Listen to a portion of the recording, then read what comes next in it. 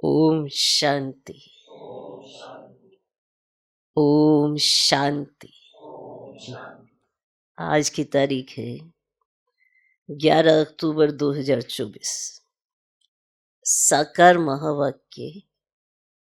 बाबा कहते मीठे बच्चे, बाप की याद के साथ साथ ज्ञान धन से संपन्न बनो। बाप की याद के साथ साथ ज्ञान धन से संपन्न बनो। बुद्धि में सारा ज्ञान घूमता रहे। बुद्धि में सारा ज्ञान घूमता रहे, तब अपार खुशी रहेगी। सृष्टि चक्र के ज्ञान से तुम चक्रवर्ती राजा बनेंगे। सृष्टि चक्र के ज्ञान से तुम चक्रवर्ती राजा बनेंगे।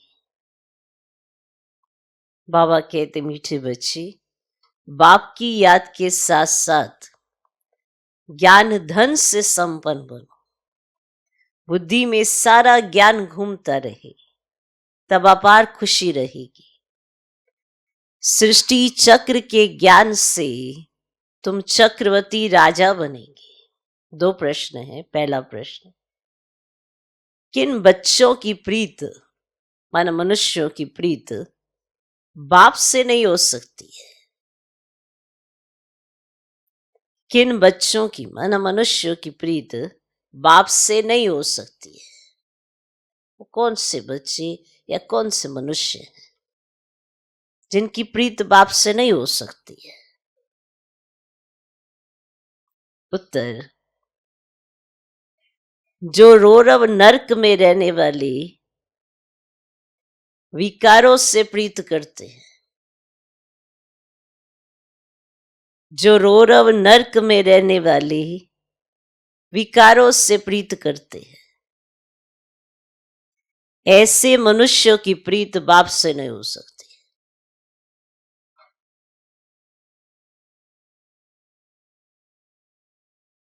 तुम बच्चों ने बाप को पहचाना है, इसीलिए तुम्हारी बाप से प्रीत है। तुम बच्चों ने बाप को पहचाना है, इसीलिए तुम्हारी बाप से प्रीत है। जो रौरव नरक में रहने वाले विकारों से प्रीत करते हैं, ऐसे मनुष्यों की प्रीत बाप से नहीं हो सकती। तुम बच्चों ने बाप को पहचाना है, इसीलिए तुम्हारी बाप से प्रीत है। दूसरा प्रश्न, किसे सतयुग में आने का हुक्म ही नहीं है?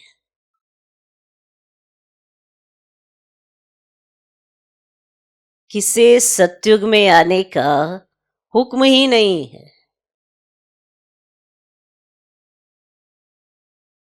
उत्तर, बाप को भी सतयुग में आना नहीं है, तो वहां काल भी नहीं आ सकता है।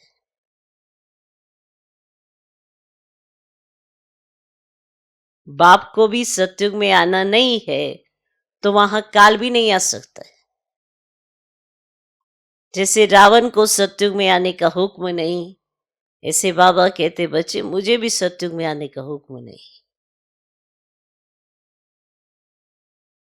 जैसे रावण को सतयुग में आने का हुक्म नहीं, ऐसे बाबा कहते बच्चे मुझे भी सतयुग में आने का हुक्म नहीं है।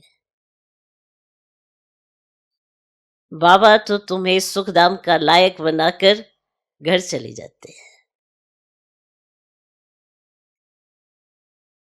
उन्हें भी लिमिट मिली हुई है। बाबा तो तुम्हें सुखधाम का लायक बनाकर घर चले जाते हैं। उन्हें भी लिमिट मिली हुई है।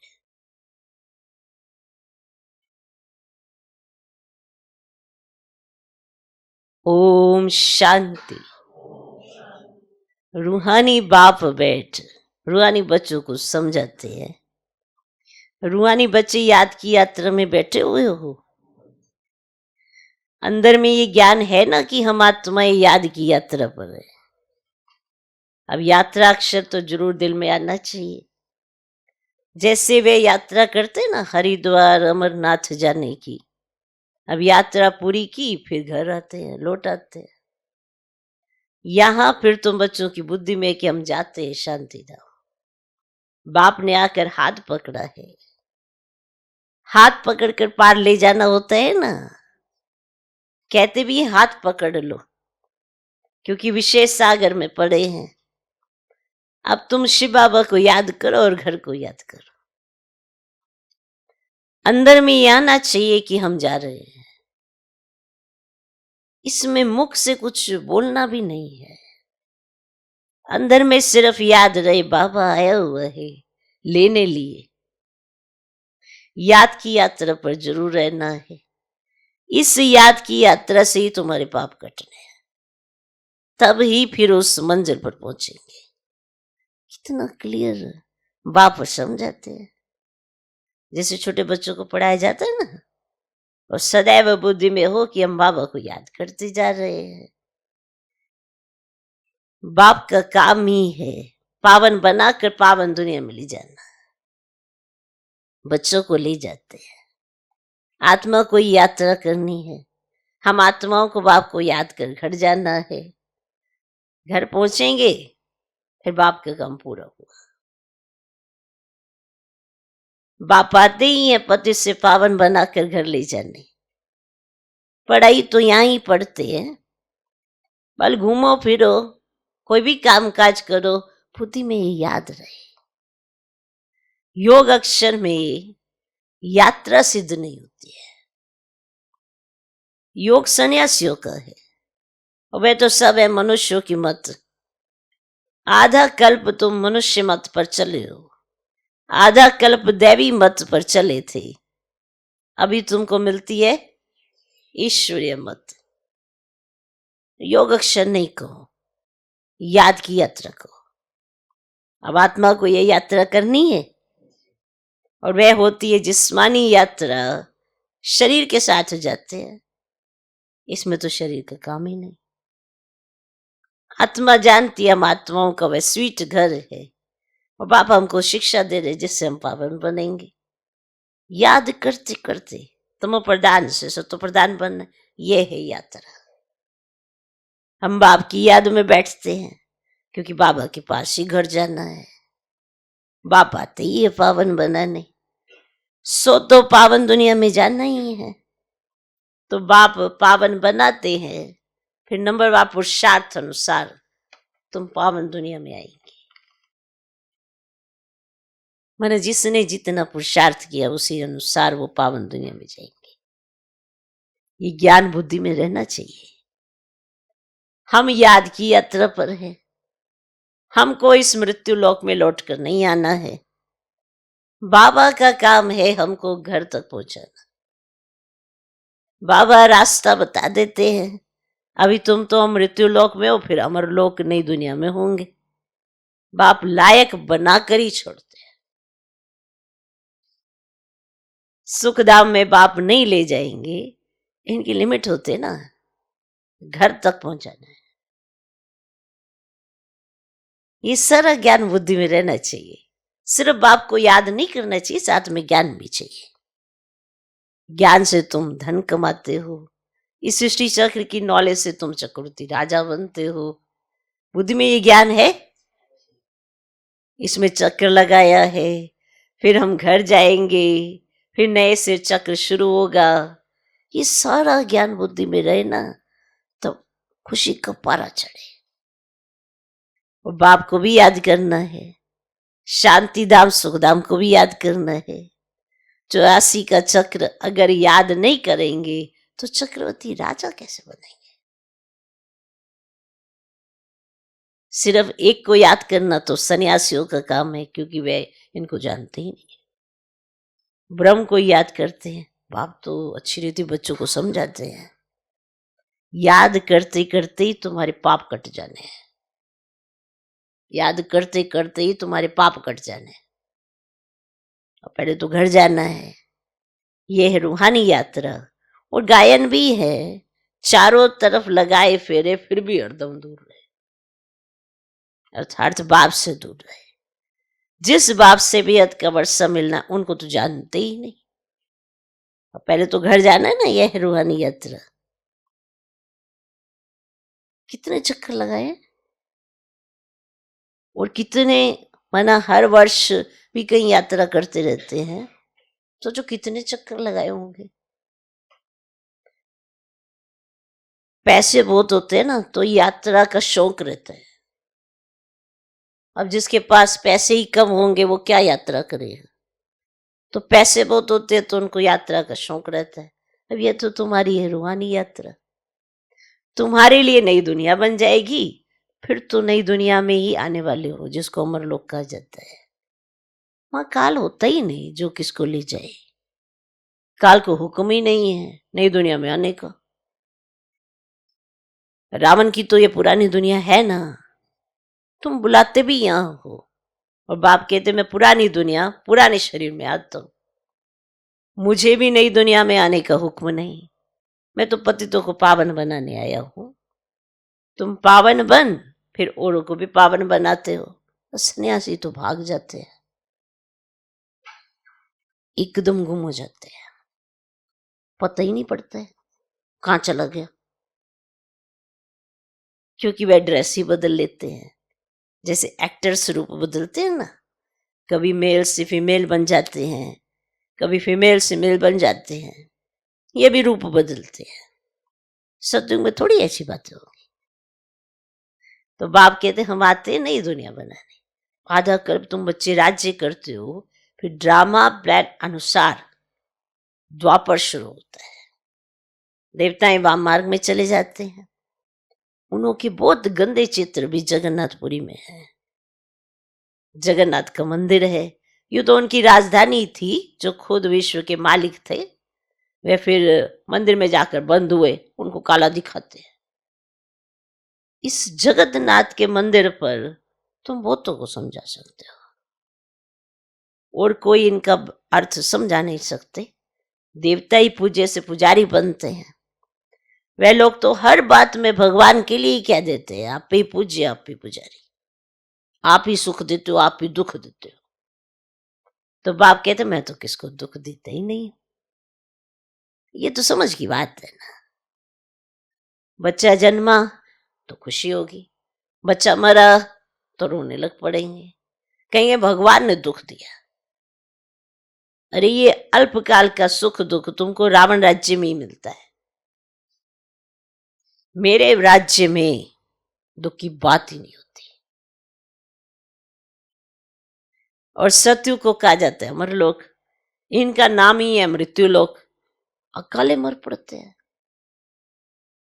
वहां तो बहुत खुशियां मनाते हैं, आयु भी बड़ी रहती है।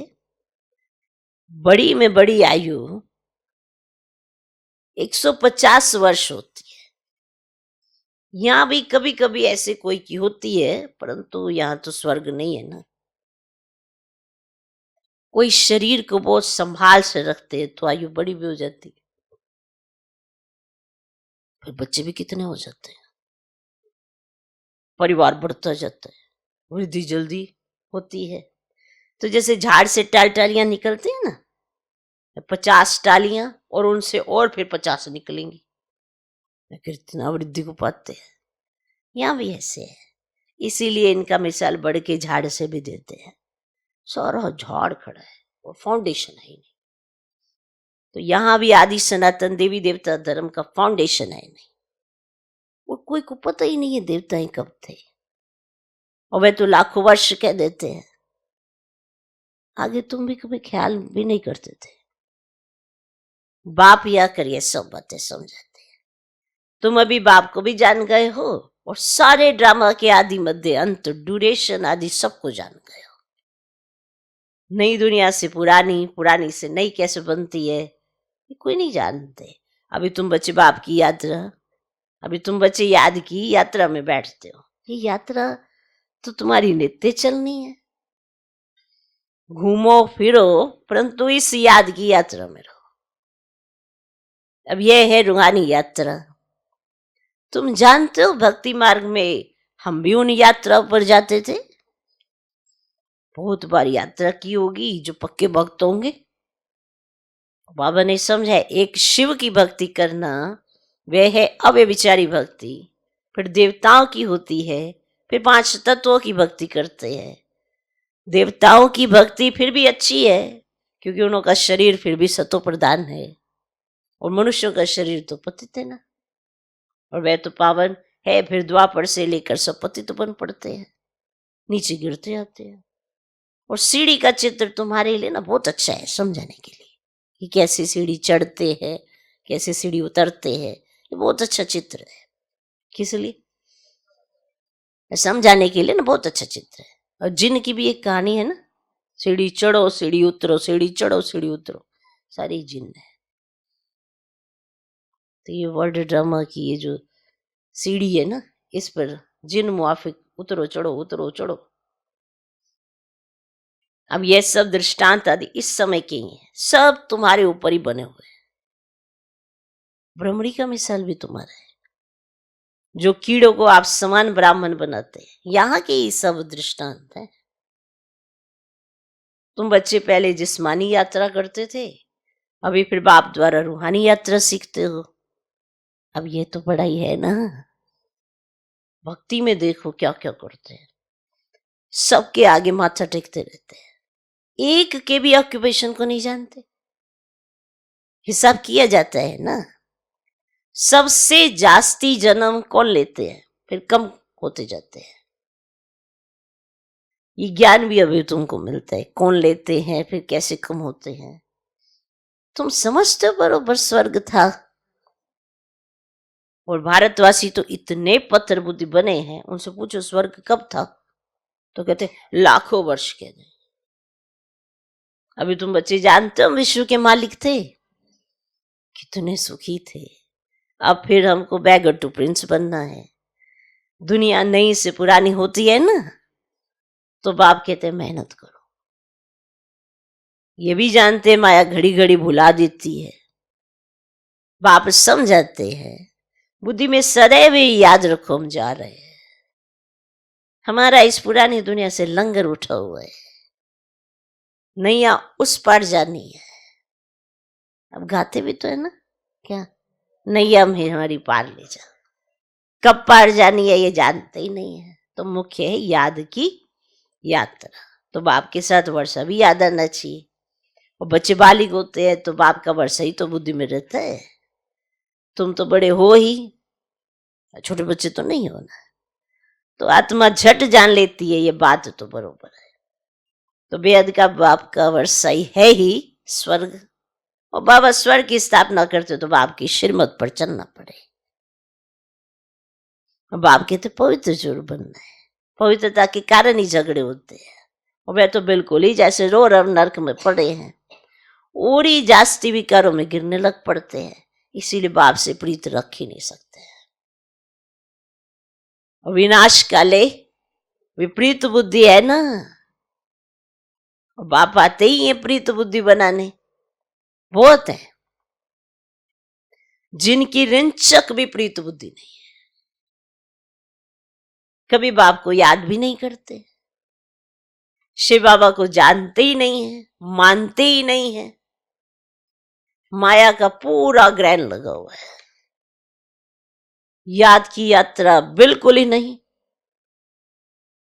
बाप मेहनत तो कराते हैं, ये भी जानते हो सूर्यवंशी चंद्रवंशी राजधानी यहां स्थापन होती, सतयुग त्रेता में कोई भी धर्म स्थापन होते नहीं, राम कोई धर्म स्थापन नहीं करते, ये तो स्थापना करने वाला बाप द्वारा ये बनते हैं।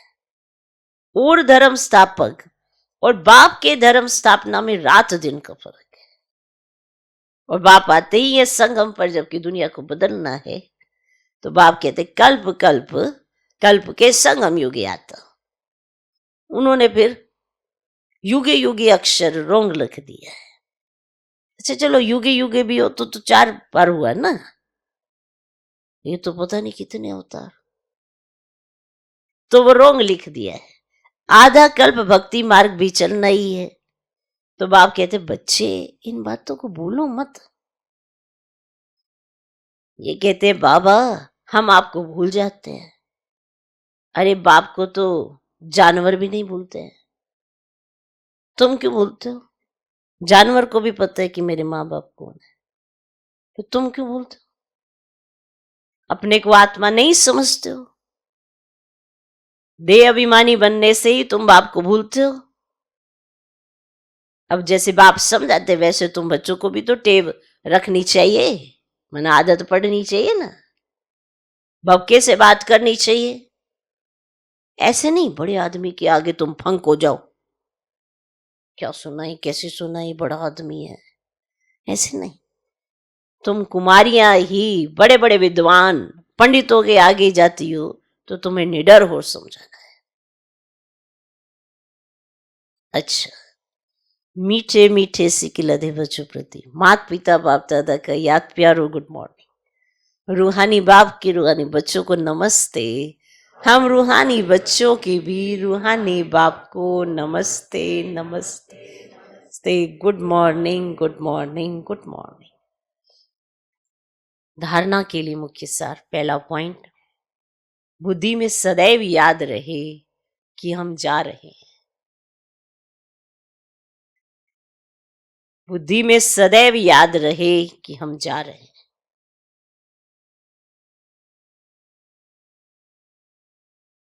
हमारी नैया का लंगर इस पुरानी दुनिया से उठ चुका है।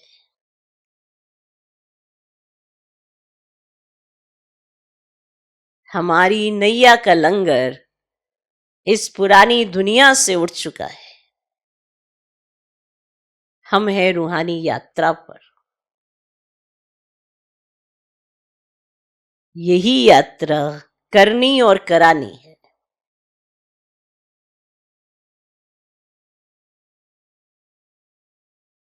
दूसरा पॉइंट, किसी भी बड़े आदमी के सामने निर्भयता से बात करनी है, फंक नहीं होना।